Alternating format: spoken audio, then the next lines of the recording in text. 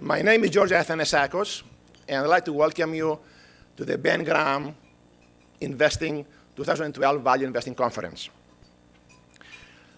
As you may know, I hold the Ben Graham Chair in Value Investing at the Richard Ivey School of Business, a chair that was endowed by Mr. Prem Watsa, and I'd like to acknowledge Mr. Watsa here at this table.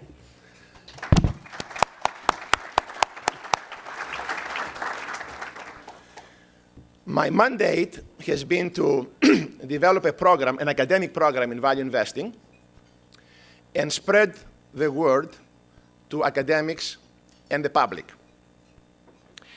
So over the last 7 years, I have developed graduate and undergraduate courses in value investing. I have prepared lectures and seminars and written articles on value investing. Today, the conference is part of spreading the word, because many academics don't know what value investing is, unfortunately. And there is considerable confusion in public about value investing. I believe the reason for this lack of understanding is that there are only 2 academic programs in the world teaching value investing. One is at Ivey, and the other at Columbia, where Ben Graham taught. At Ivey, I believe we're making history because we're the first university in Canada to have developed a fully fledged academic program in value investing. And also we're breaking new academic ground because we've taken a trade subject, like value investing, and we have elevated it into a rigorous academic topic. And we owe great gratitude to Mr. Watsa for his foresight to endow a chair to make all this happen.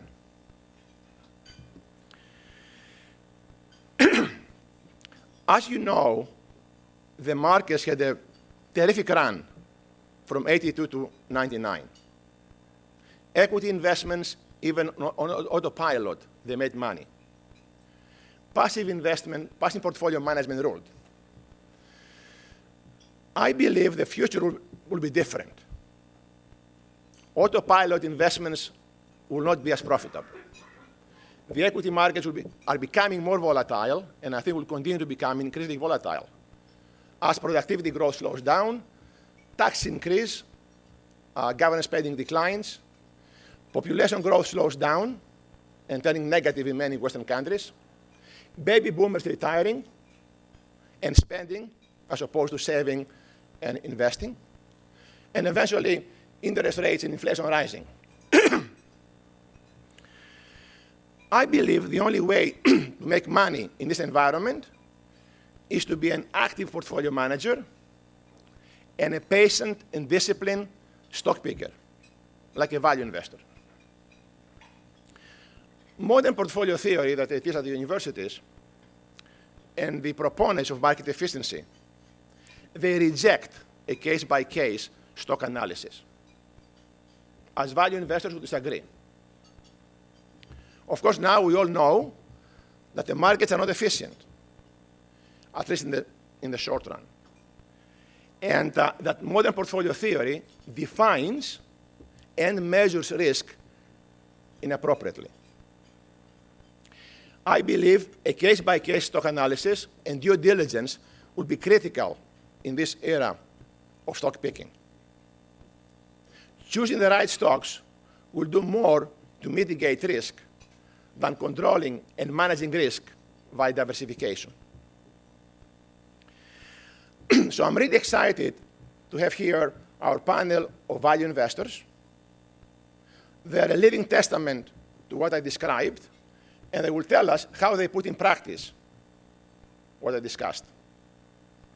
The same hold also for the corporate executives panel. We're going to discuss an industry perspective of how they look for and create value for the shareholders.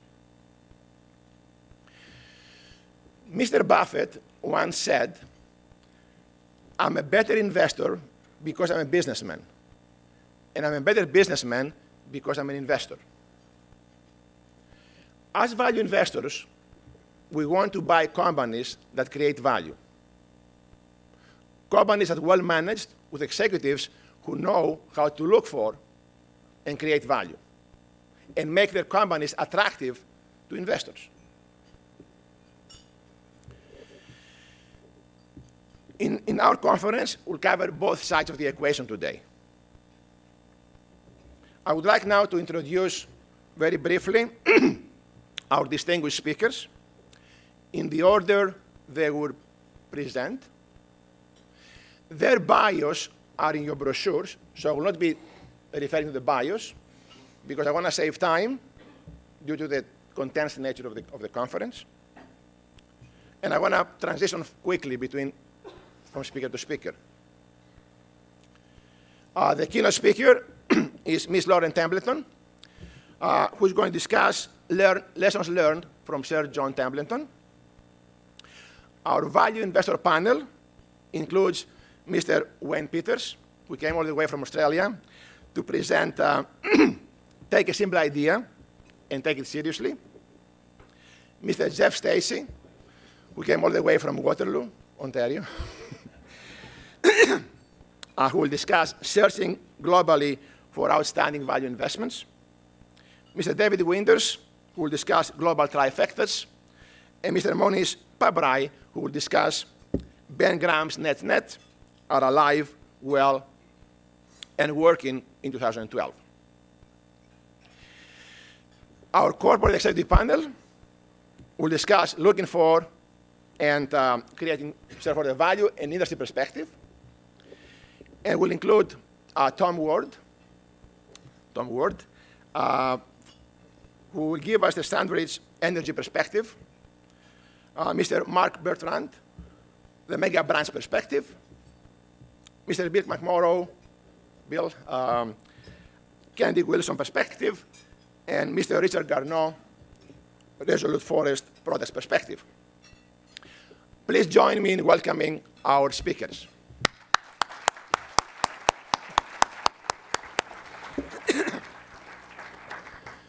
At this point, I'd like to call upon Mr. Watsa to introduce our keynote speaker, Ms. Lauren Templeton.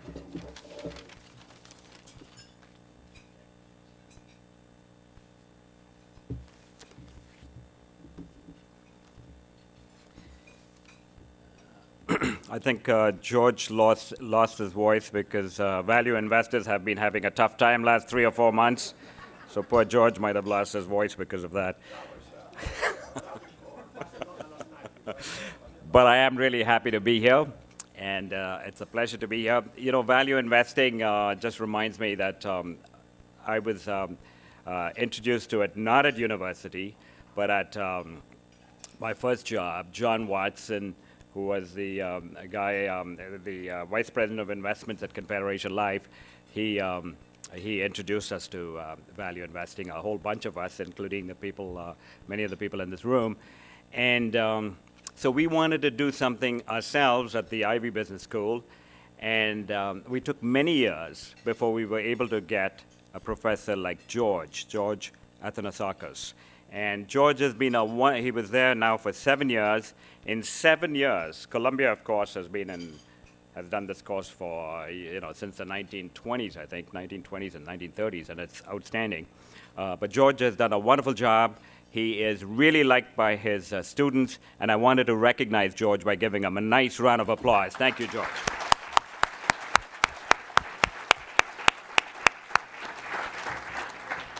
And I was also wanting to thank an outstanding panel that George has already introduced, that you have here. You're going to learn a lot from, these are experienced value investors all over the world, and of course a terrific group of executives that are in different tables that will have a panel later on. So I'm very thankful for all of them to come here and present to you, because it'll be very beneficial to you.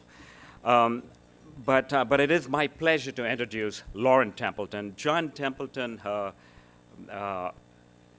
great niece, a great uncle, I guess, she's the great niece, was a mentor for us. For 30 long years, we went and, I particularly went and saw John Templeton in Nassau, and he was so kind, he gave us so much time, and we benefited greatly. And so it is my pleasure to introduce Laurel.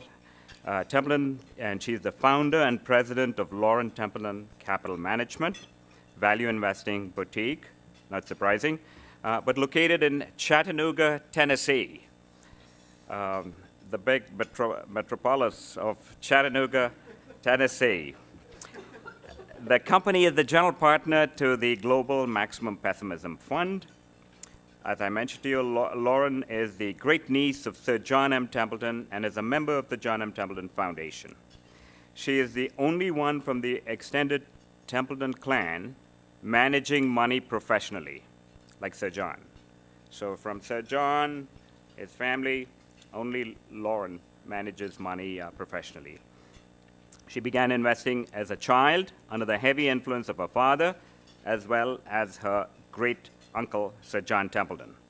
In 2001, she launched her fund management company, which dedicates its efforts to the practice of value investing across the global markets using the same methods she learned from her great uncle, Sir John Templeton. She's the co-author of Investing the Templeton Way, which is a terrific book I'm going to recommend for you. I might get some commissions on this, but this is a terrific book, well worth reading. And many of the precepts of Sir John Templeton's approach are analyzed here. And then her husband, Scott Phillips, who's right next to her, is a portfolio manager also of the Global Maximum Pessimism Fund. And he's written a book, Buying at the Point of Maximum Pessimism. You'll remember this is one of John Templeton's very key rules, and he's written a terrific book, which I'll recommend to you, too. But Lauren and Scott work together. They're blessed with a 3-year-old daughter. Please welcome Lauren Templeton. Give her a nice round of applause.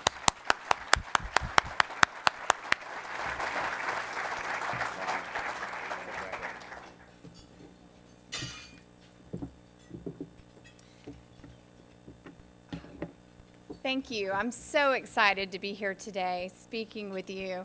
You know, I've been a value investor my whole life, so to get a call from Prem Watsa to ask me to come speak to the Benjamin Graham School for Value Investing is really a dream come true. So I'm very excited to be here today and share with you Investing the Templeton Way.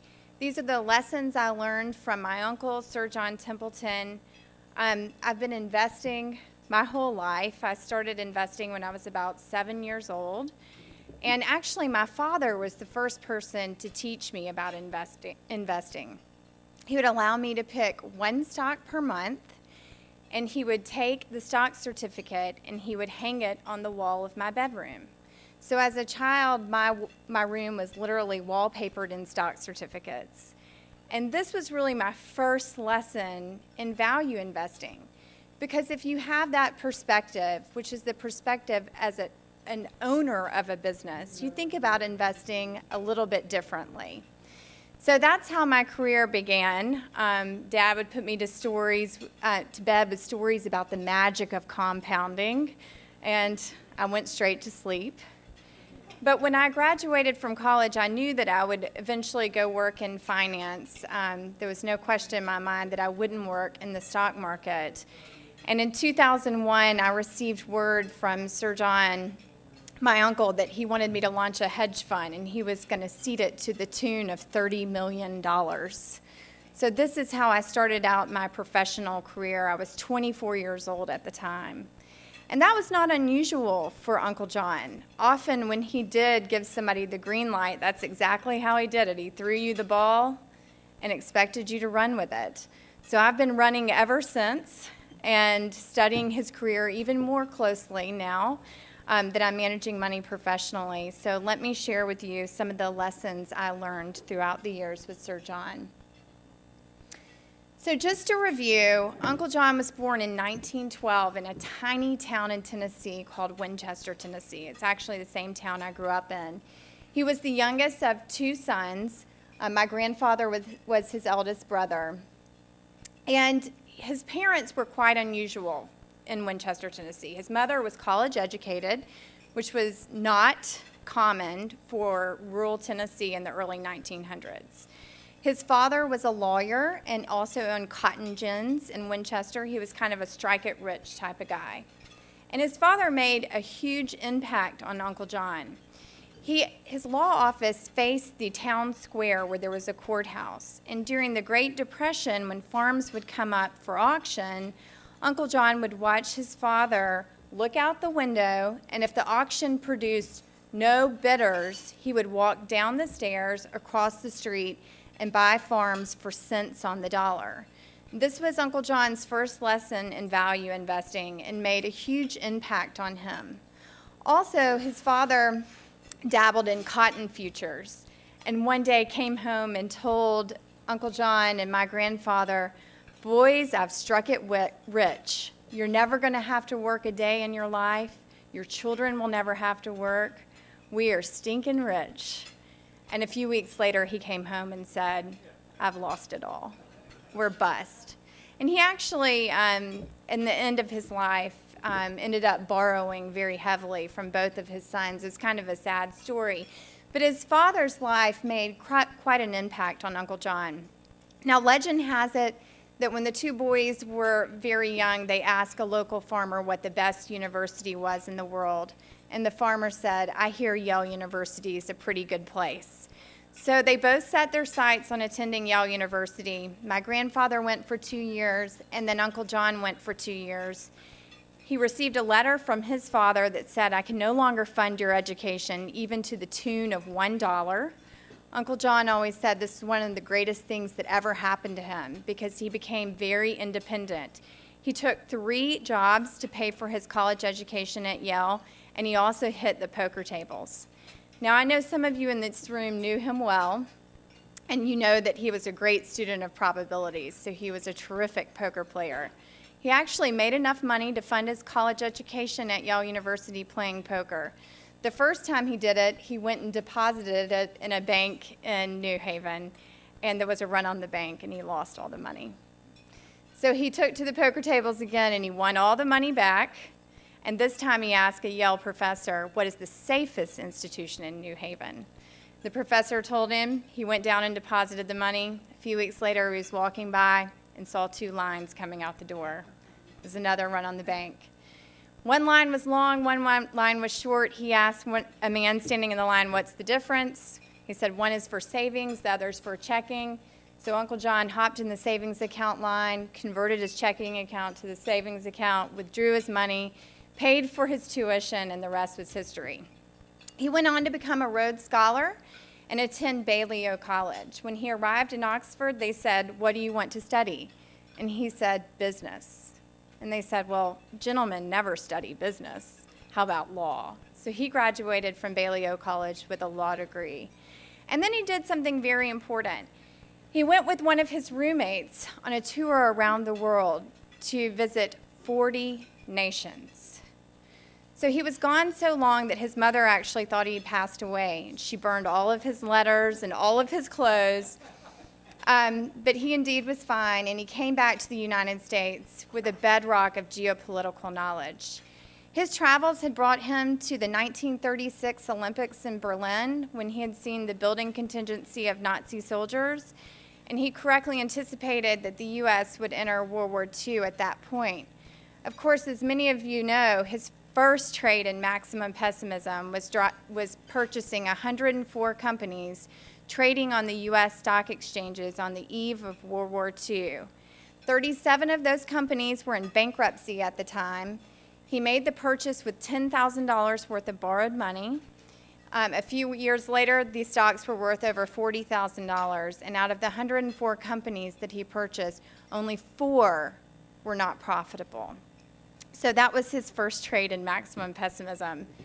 As you know, he pioneered global investing and went on to manage the Templeton Growth Fund, and he had an extremely good track record. If you had invested $10,000 in his Class A shares in 1954, it would have been worth over $2 million by the time he sold his business in 1992. He devoted the last part of his life to his philanthropies. The Templeton Foundations control collectively about $7 billion now. There are 3 foundations.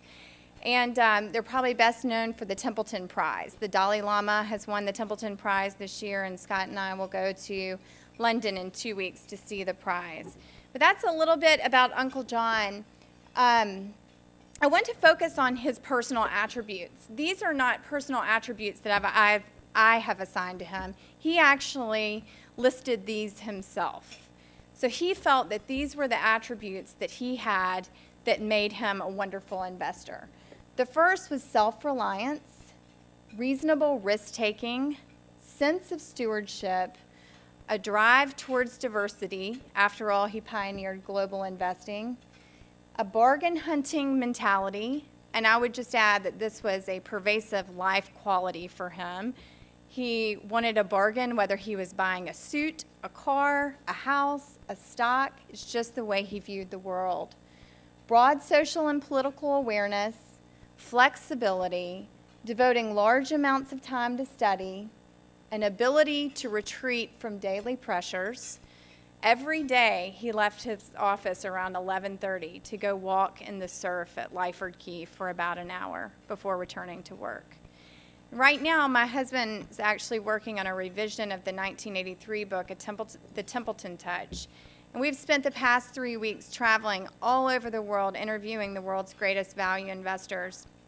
And I'll tell you, that's something they all have in common. Whether it's Monish's napping room in his office or Mark Halowesko training for triathlons, they all take time to retreat from the market on a daily basis. Develop an extensive friendship network. Uncle John's friendship network was very broad. He was involved in organizations like YPO and WPO, and he had a whole network of value investing friends. You know, Prem used to visit with Uncle John every year. Jim Rogers did as well. Peter Cundall did. There's a whole list of people that made that pilgrimage to Nassau on an annual basis just to pick his brain. Patience, thought control, positive thinking, simplicity, and great intuitive powers were the last of the attributes. Now, as a reminder, I like to focus on 3 quotes that Uncle John's famous for, and this will remind you of what his investment philosophy was. The first, a major cause of higher prices is higher prices. But when the trend is reversed, then lower prices lead to still lower prices. To buy when others are despondently selling and to sell when others are avidly buying requires the greatest fortitude and pays the greatest ultimate reward. Bull markets are born on pessimism, grow on skepticism, mature on optimism, and die on euphoria. The time of maximum pessimism is the best time to buy, and the time of maximum optimism is the best time to sell. And lastly, if you want to have better performance in the crowd, you must do things differently from the crowd. And I think those 3 quotes really sum up his investment philosophy. Right here I have a chart of the S&P 500 showing the March 9th, 2009 lows. Now, the truth is that probably everybody in this room will say that you admire investors like Buffett, Lynch, and Templeton, and Prem Watsa himself. But most of us have ever come close to replicating their track record. And I believe that's because human beings just aren't hardwired to be good investors. And we'll talk about some of those reasons in a second. But how many of you were purchasing stocks on March 9th, 2009? Let's see. Show of hands. I'm glad these people over here were. This makes me feel better about my panelists. By the way, some of the panelists are more experienced than the other ones. Let's say that nicely. They have more gray hair than I do. But I was buying stocks on March 9th, 2009. I was delivering my daughter. She was born on March 10th, and my husband and I were buying stocks on a laptop in the delivery room.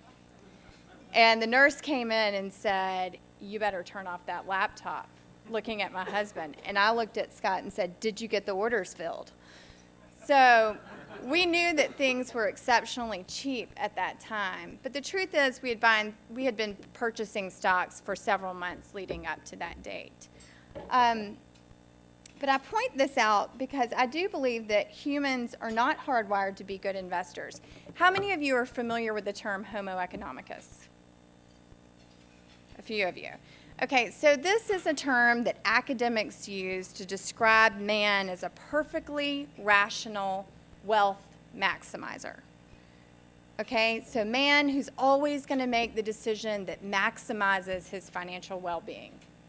How many of you believe that man is perfectly rational? Not one person in this room. Shocking at the Benjamin Graham School for Value Investing that nobody would believe that. Well, men aren't rational when it comes to investing, especially when dealing with money. And there's so many examples of irrational behavior in the financial markets. You can also see this behavior in Las Vegas and so many other places. You can look at the lottery in the United States. Do you know that odds of winning the Powerball jackpot are 1 in 176 million? The odds of getting struck by lightning are 1 in 280,000. People line up every day to play this game in the United States. And did you know that they had a really hard time selling tickets for the lottery until they let people select the numbers that went on their lottery ticket? The illusion of control is so pervasive when it comes to investing. We love that, to feel that we have control over the outcome of events. So that's one example of irrational financial behavior.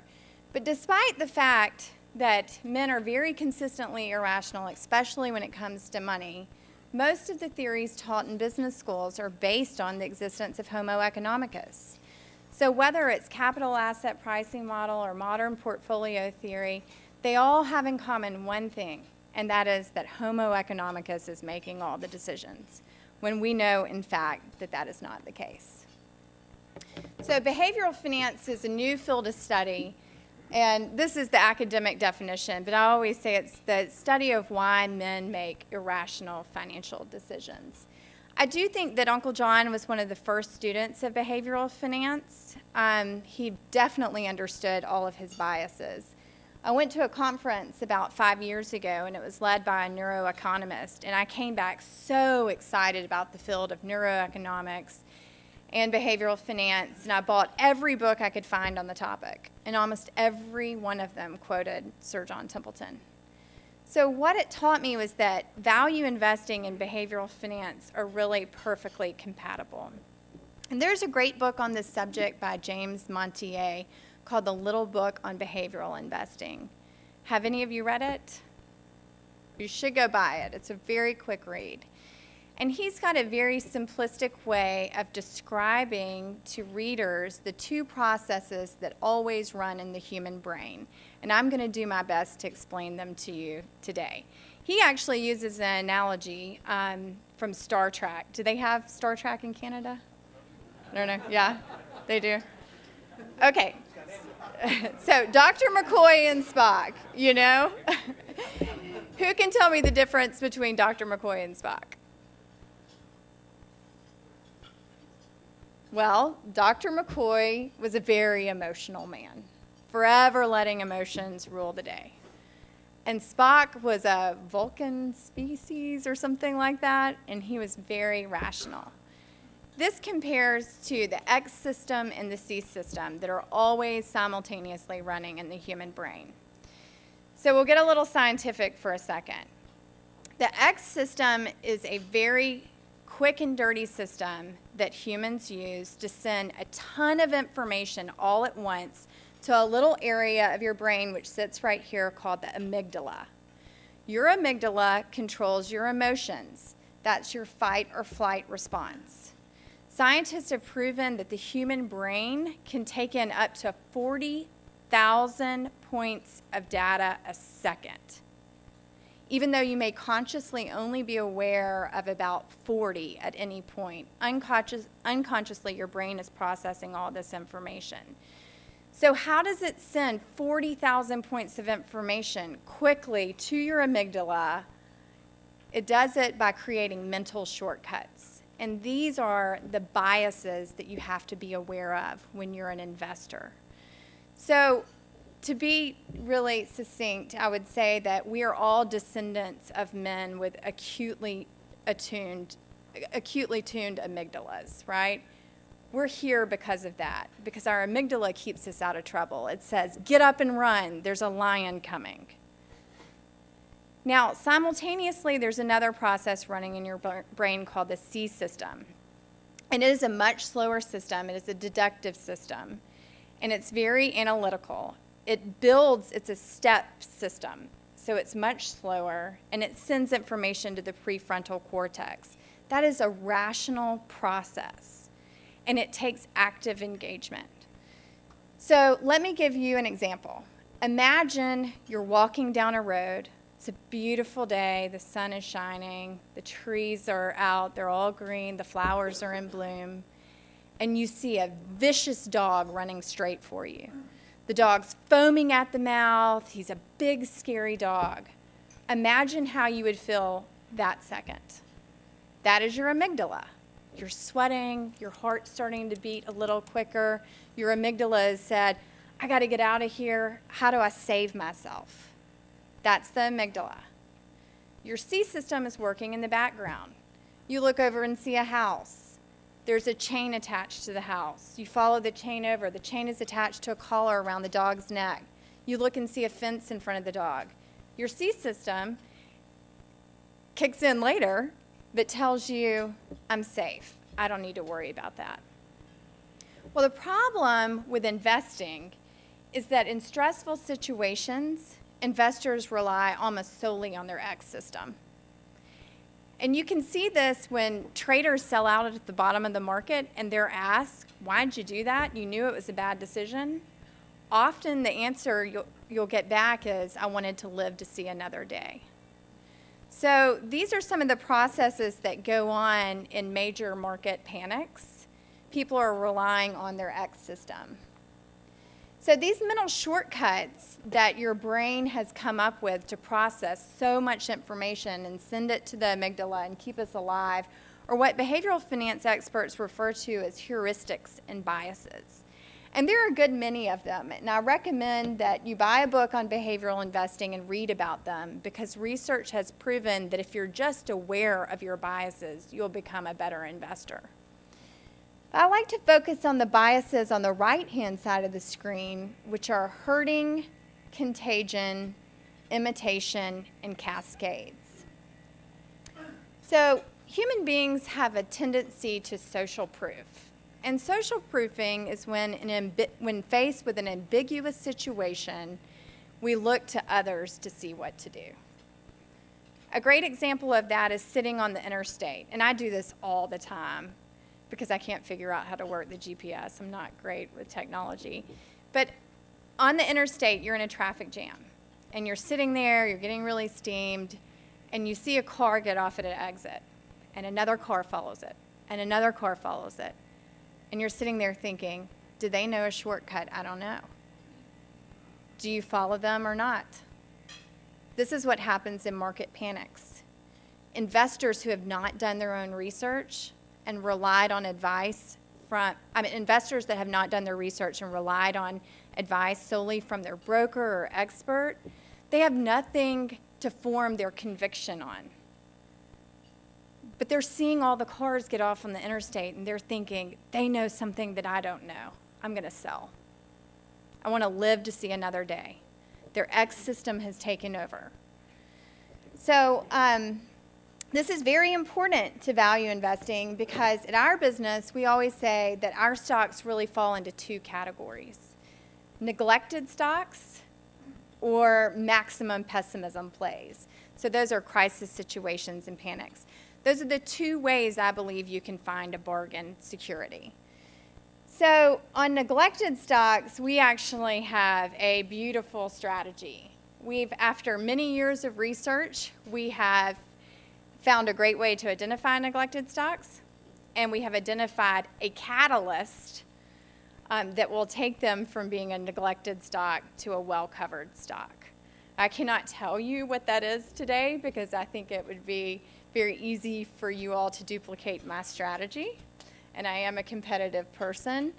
But we think that once that catalyst has occurred, that in the 12 months after that catalyst occurs, it adds about 9 percentage points of alpha. But these strategies are out there, so I'd encourage you to pay attention to them and look for some catalyst yourself. Now, our trades in maximum pessimism cover crisis situations and panics. This is another good way to find a bargain. Here are a few of the crisis events that occurred during Sir John's career, and I'll talk about a few of them. So on Black Monday, the 1987 crash, I'm sure a few of you in the room remember that day. Uncle John was in his office in Lyford Key, and the market was falling. And he left the office at 11:30 to go take a walk on the beach in the surf. And he left his young analyst in the office. When he returned from lunch about an hour and a half later, I have been told that the analyst approached him very upset. You know, Sir John, look what's going on. The world is falling to pieces. Look at the market. And Uncle John looked at him and said, boys, sit down. I've got good news and bad news. And he said, the bad news is we're in a bear market. The good news is it's almost over. Let's start buying. And that was his approach to the market. So he famously sent out a letter later that day to his offices over in Fort Lauderdale asking what stocks we were going to be buying during this crisis event. So that was very typical of him. I knew him as an investor during the Asian financial crisis. He had already sold his business at that point, but he wanted to invest in South Korea. He had identified in South Korea the same things he had seen in Japan in the 30s and 40s and thought it would be a great place to invest. And he decided to invest with Paul Matthews in the Korea Fund as a way to employ capital very quickly during that crisis event. Now, Paul Matthews' Korea Fund had been railed in the press in 1997 as being one of the worst performing mutual funds on record. He was down 60% in 1997. Sir John invested on the heels of the Asian financial crisis, and in 1999, that fund was one of the top performing funds in the market, which says a lot because it was beating the high-flying tech funds of 1999. Sir John also purchased Kia Motors during the Asian financial crisis, and we estimate he made about $150 million off that purchase. And he was living down in Nassau driving a, really clunker car because he was very thrifty. And his assistant said, Sir John, you got to go buy a new car. People are talking about it. You're just really embarrassing us all. And there's a new Kia dealership on the island. So why don't you go down to the Kia dealership and check out a car? You can just kind of think of it as a research project. So he went, and he came back later that day, and he didn't have a car. And Mary said, Sir John, where's your car? And he said, oh, they're too expensive for me. So he was probably worth about $6 billion at that time, had made $150 million off of Kia, and he wouldn't buy the car because it was too expensive. Now, that's more than a cute story. It's an important lesson. Sir John saved 50% of everything he made. When I would ask him, why do you do that? He would say, for the opportunities I'm going to have. So he'd save so that he could take advantage of these crises events, and that was very important to his track record. Also, September 11th, I was managing money for him. I had just launched my fund in June of that year, and obviously that was a really sad day for everybody in the world. But Uncle John sent me a fax, and he said, when the markets open, the airline stocks are going to plummet. Please research for me the airlines with the safest balance sheets and put in orders to buy any that fall more than 50% in one day. And that day when the markets opened, 3 orders were executed. I believe it was American Airlines, United, and American, Continental, and U.S. Air. And he held them for about 6 weeks, and he made 72, 64%, and about 18% on those investments. There's no doubt in my mind that he would be filling out his buy orders during the most recent crisis. I mean, I've thought of him every day, how much fun he would have in the markets. He definitely viewed volatility as an opportunity. And that's really critical to the value investor. I'm sure many of you have seen this slide by Robert Shiller, but what this will show, the black line shows the present day value of dividends of the S&P 500 going back to 1860. Of course, the index didn't exist back then, but they've compiled what it would have been made of. Now, the red line shows the actual real stock price of the S&P 500 going back to 1860. And your takeaway here should be that stock prices are 14 times more volatile than their underlying fundamentals. And based on your perspective as an investor, that's either 14 times more the Maalox you're going to consume on an annual basis, or 14 times more the opportunity that you're going to have to compound money at a higher rate than the next guy.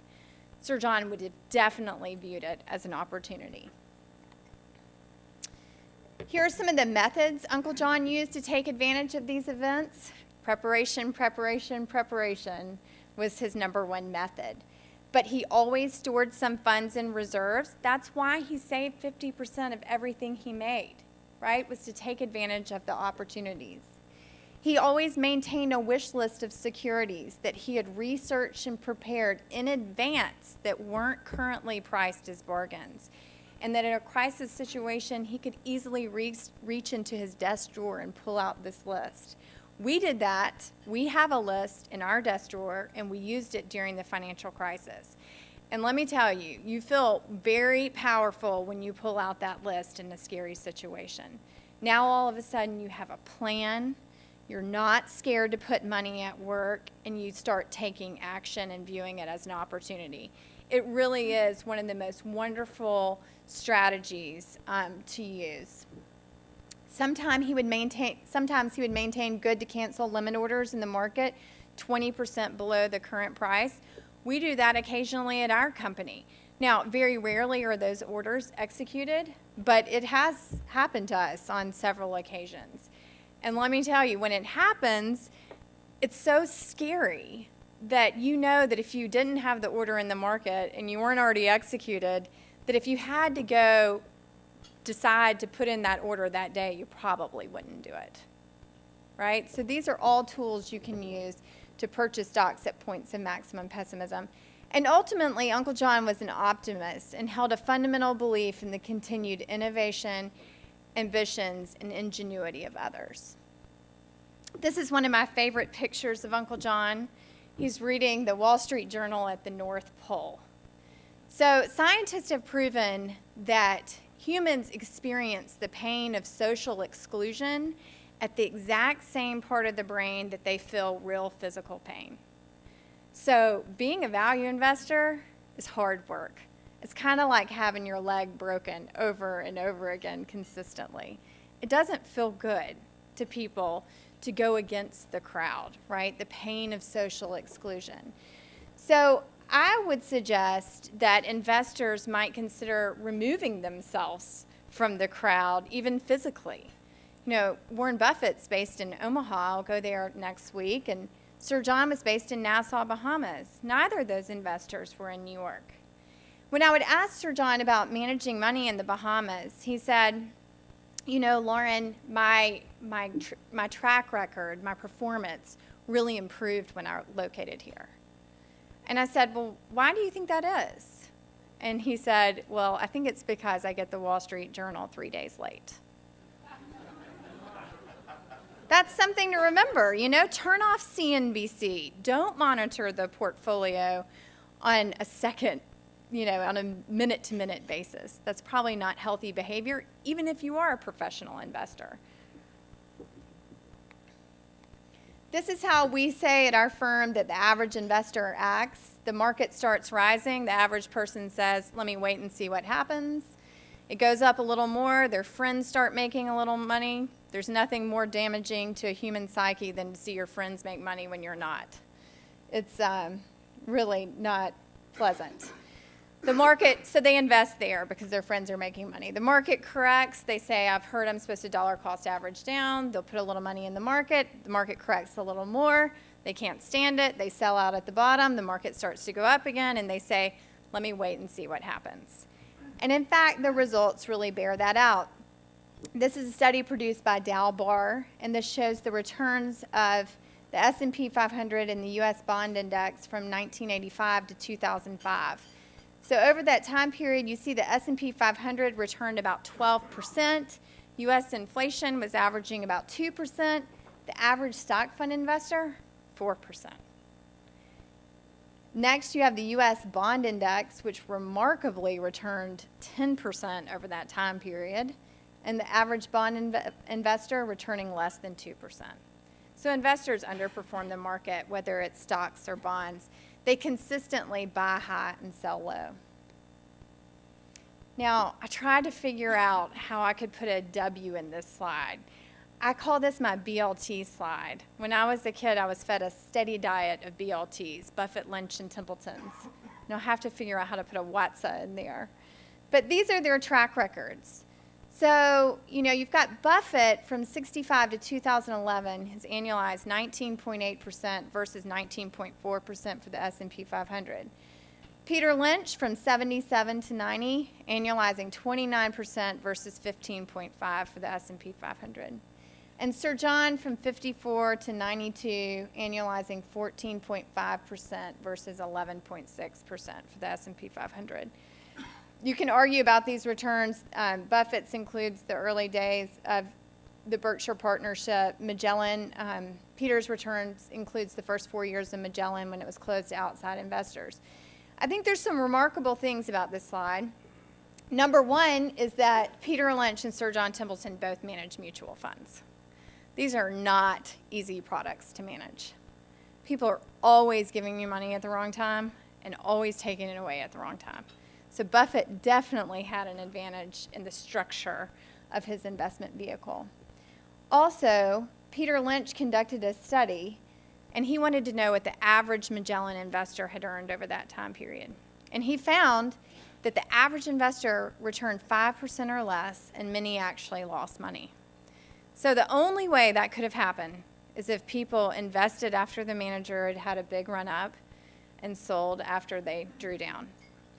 Now, what's a really easy strategy that you could have run from home in your pajamas, sitting on your sofa, and beaten all of these guys? You could have bought their funds when they drew down. Mathematically, you would have had a higher return. So that's something to remember. I think, a lot of times we complicate finance, but sometimes just finding a great manager that has a value investing discipline and allocating capital to them, especially when they're down, can be a very good strategy. I don't know, you may have seen this slide. Russell Fuller came out with this information, and Pat Dorsey uses it a lot in his presentations. But really the idea is that there are three sources of alpha in the market. First, you can have better information than the next guy. Post-Reg FD, that's very tough. Also, stripes are not very flattering on me, so we stay away from that area. You can build a better model than the next guy. There are lots of MIT graduates every year that have been spent their whole college career building algorithms, and I don't compete very well in that space. Or you can exploit human behavior, which is actually the most consistent and very important to the value investor. Now, enough about what I have to say. Let's talk about what Sir John might think about the markets. Well, Sir John had some core fundamental beliefs. The first is that he avoided countries trending towards socialism. One tool that we use at our company is the Heritage Foundation's Economic Freedom Rankings. They publish it every year. In 2012, the United States fell to 10th place. We have had deteriorating scores in the areas of corruption, financial freedom, and government spending. That's definitely something we keep our eye on, and that is a great tool. Number two is he favored nations with savers and enterprising citizens. In the United States, as of January, the savings rate had increased to 4%.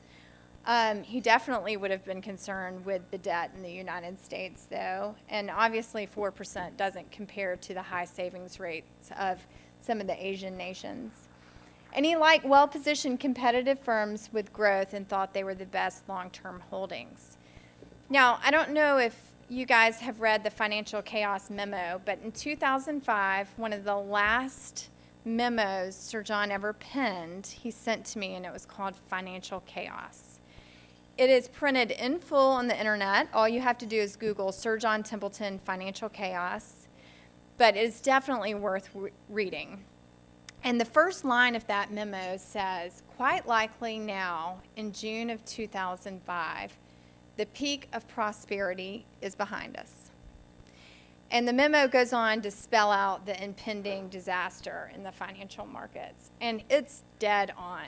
I mean, he was right in so many areas. And he's also got some pretty crazy predictions in that memo. So I would encourage you to read it.